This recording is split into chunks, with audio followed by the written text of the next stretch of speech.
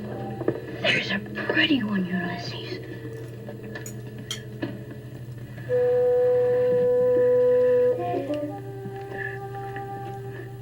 There it is. Hello BookTube, I'm Sean the Book Maniac. Welcome back to my channel. I am a little frazzled this morning. What the hell else is new?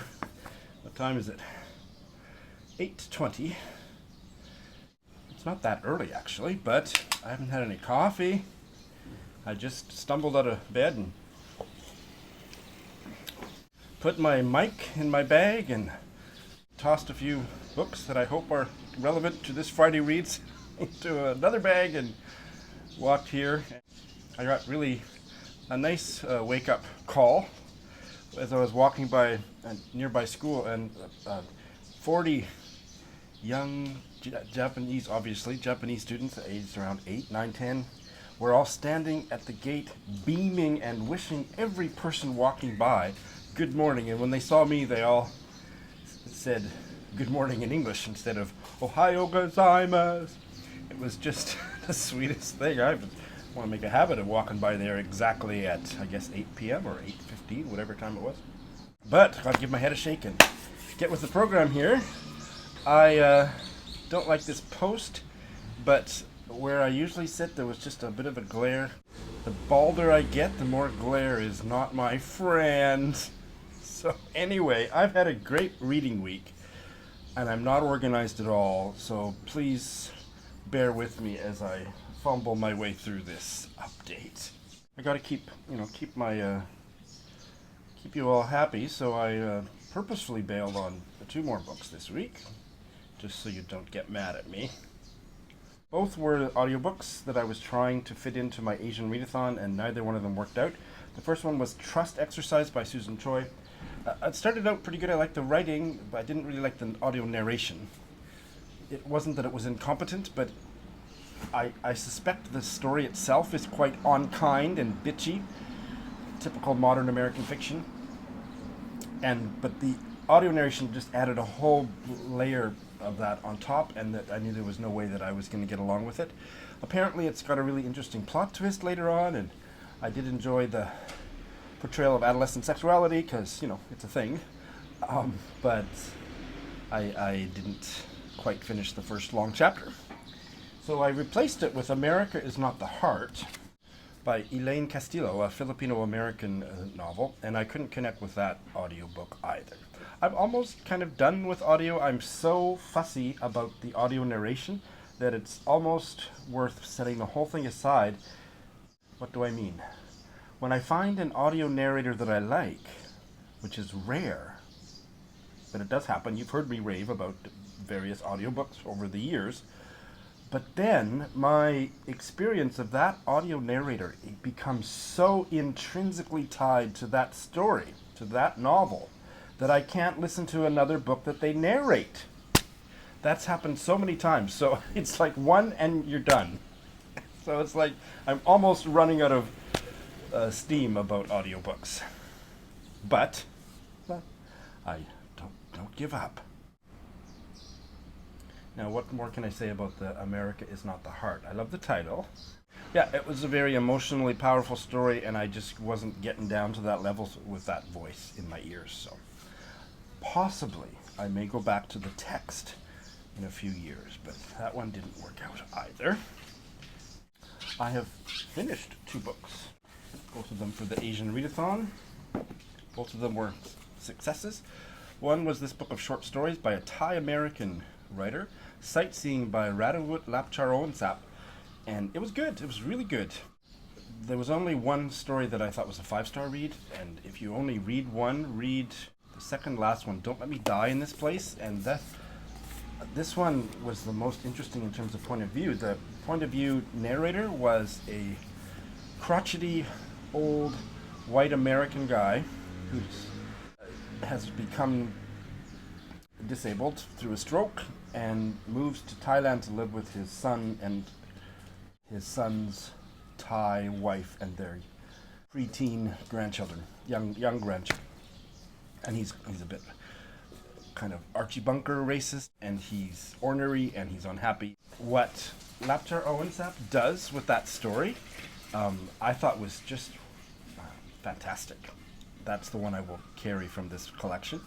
The last story, which was almost novella length, I thought was awful, Cockfighter.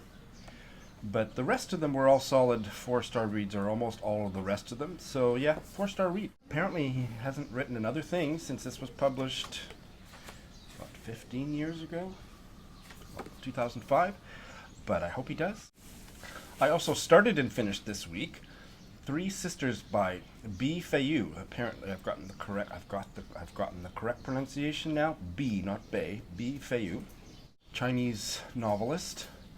This won the Man Booker Prize in, I don't know when. It was published, 2011. And the book was published in English in 2010. So, yeah, I almost loved it. There were a lot of things that I loved about it. I still think if it sits with me as deeply as has been sitting with me since I finished it yesterday afternoon, I may up it to a 5-star read. Because I can't stop thinking about it. It was really a great read. Unputdownable. Some people don't like that adjective. I love it. And it was easy to read in over 5 days. This was a buddy read with Heidi of My Reading Life. There are a lot more than 3 sisters in this family. They're a peasant family in the early 1970s, and it's right in the middle of the Chinese Cultural Revolution. And what I thought was extremely effective was that we don't really get the typical manifestations of the Cultural Revolution narrated, depicted in this novel. Instead, what we get is a penetrating portrayal of a screwed up family through 3 of the daughters, 3 of the sisters. And in the third, there's only 3 chapters, 1 for each of the 3 sisters. But in fact, there's 7 sisters and 1 son in this family. But the point of view characters are 3 of the sisters. So through a really deep portrayal of their experiences, and is particularly the 3rd sister in the 3rd long chapter, her life at college, we can see how the mentality of the Cultural Revolution was so deeply embedded in all of their interactions, personal and academic, and the power struggles and backbiting and informing and tattletaling, all of that stuff, that it was so ingrained that he didn't need to depict anything about what we typically, the public confessions and all of the stuff that went on that was just horrible. He locates it right in their personal lives and made me really care deeply about the characters. So that's what I always need, right? So that's why I'm still leaning toward giving it 5 stars. He also really shows how it impacts and shapes the sexuality of these characters, and that was really interesting too. There's sexual violence, so those of you that don't want to read about that, maybe this isn't the book for you. And at first I was worried that the sexual violence would be treated lightly as a plot device and not show the impact on the woman. But in fact, I thought was done really quite well. That was shown really powerfully, I thought. Maybe by the time we got to the 2nd story, and I'm speaking very generally because I think you should read it, but there's sexual scandal, adultery, incredible misogyny, and sometimes I complain about that, but here, no, I don't complain about it. This was a fantastic portrayal of what it was like to be a woman in the early 1970s in China, and what choices you were denied and what choices you were faced with in order to survive. It had humor, and it's not perfect. The translation, I think, is a little bit weak, so I'm usually a stickler for fantastic prose. The prose here is just workmanlike, and there's some metaphors or images that are kind of overdone, not on every page, but a few times sprinkled throughout the text, or things that didn't translate necessarily. But none of that really bothered me compared to what I loved. It was just a really great story and had so much to say through the fully drawn characters about the Cultural Revolution and what it was like to be living as a woman, especially in China in this era. Highly, highly recommended. It's one of my top reads from the Asian Readathon so far. Just as I was talking about it, Heidi's Voxer message with her thoughts on the last chapter have come in. Hey Sean, I'm finally home from work and So I'll listen to that later. Cameo! Okay, so those are the two that I finished. And I've started a bunch. I'm probably juggling too many books, but happy problem! The audiobook that I have settled on after bailing on those two, and I think I'm definitely going to stick with it, is the audio version of this book, which I have had on my shelves for quite a while. Ian Lee's Dear Friend, From My Life, I Write to You in Your Life. It's quite good on audio. It's a short read, but also really easy to listen to.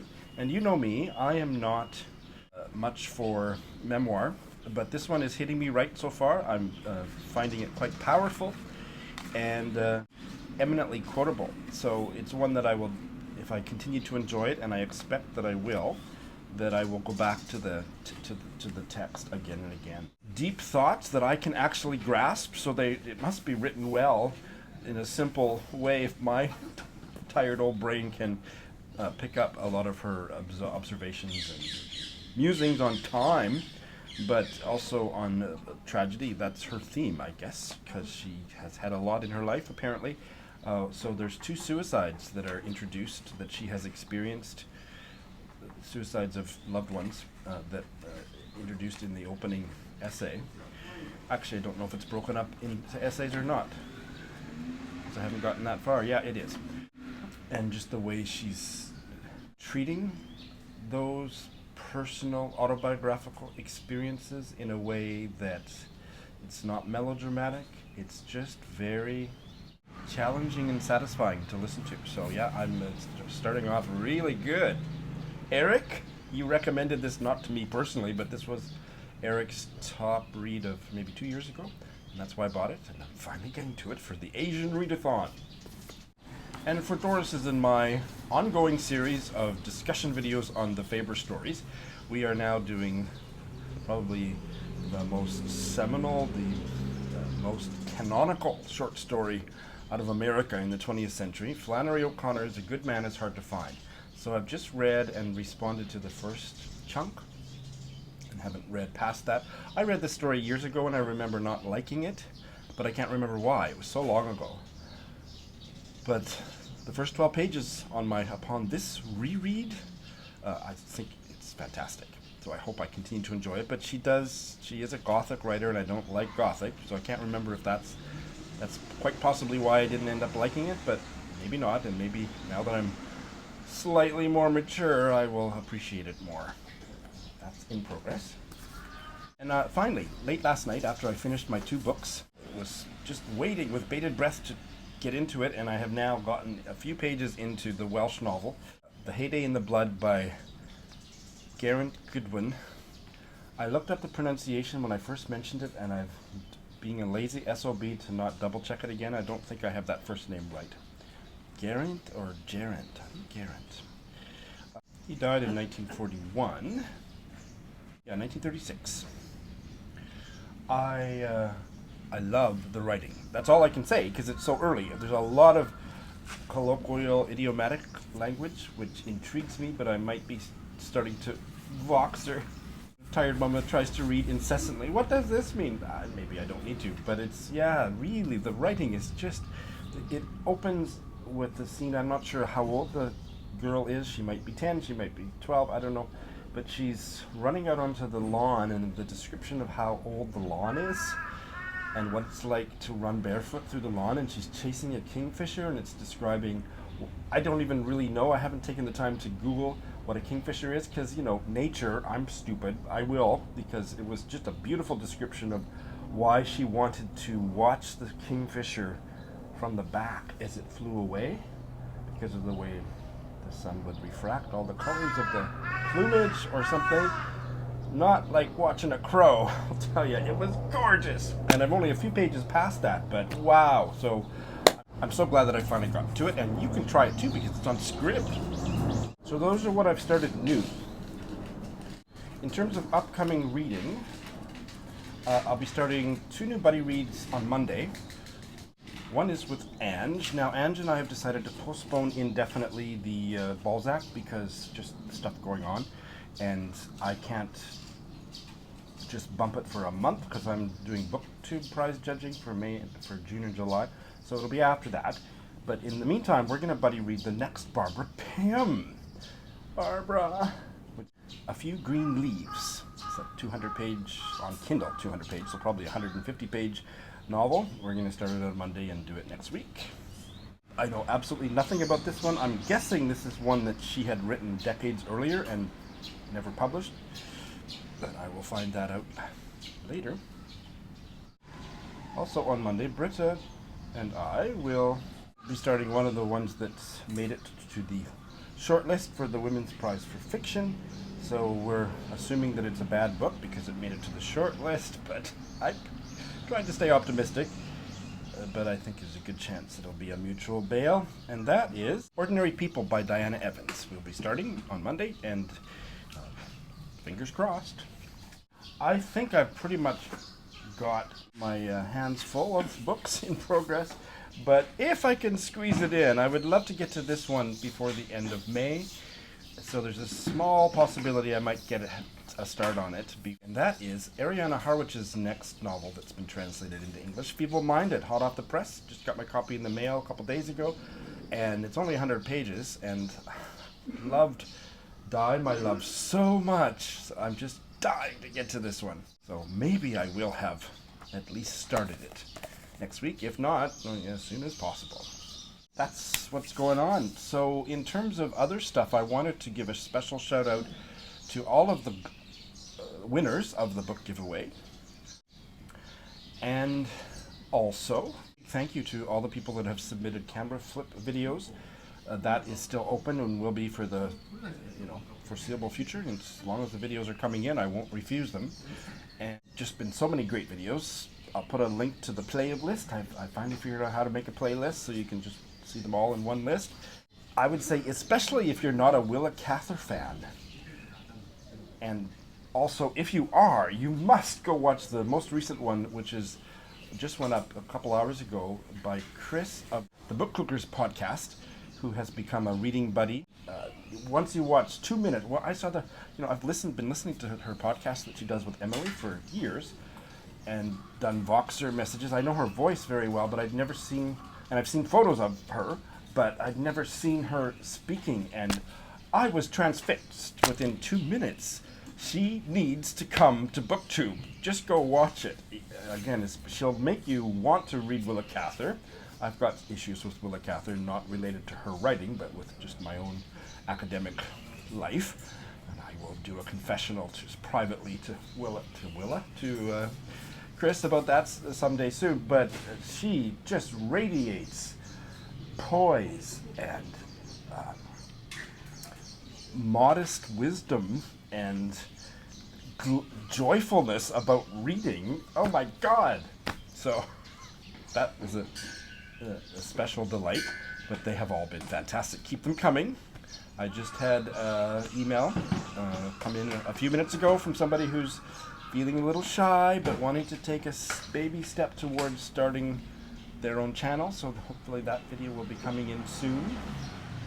Last week on a whim, I just looked at the new videos from my subscription lists and gave some quick shout outs, and people liked that so much that I will try to remember to make a habit of it. So let's see. Oh, Just One Reader has, I don't know if this must be his new original tag, I'm guessing. My favorite musicals tag. That'll be a musical treat. Musical and bibliographic treat. Carrot of Run Right Reads has a library haul. Love her videos.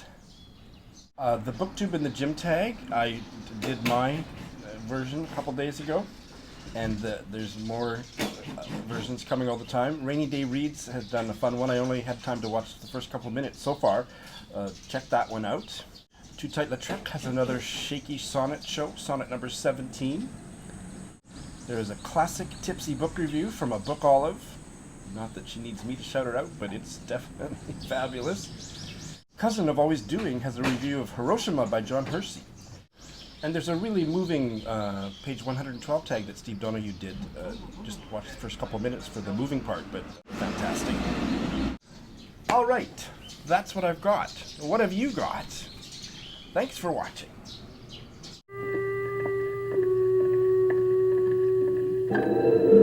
Ready.